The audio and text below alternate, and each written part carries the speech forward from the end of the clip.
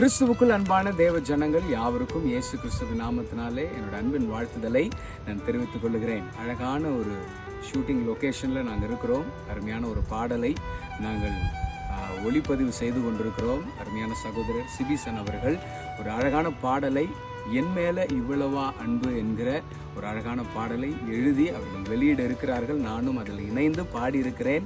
இந்த பாடலை நீங்கள் கண்டு தேவ நாமத்தை மகிமைப்படுத்தும்படி உங்களை அன்பாய் பட்சமாய் கேட்கிறேன். என்னோட சேனலை சப்ஸ்கிரைப் பண்ணிக்கோங்க, அநேகருக்கு பகிர்ந்து கொடுங்க. தேவ நாமம் மகிமைப்படுத்தும். God bless you.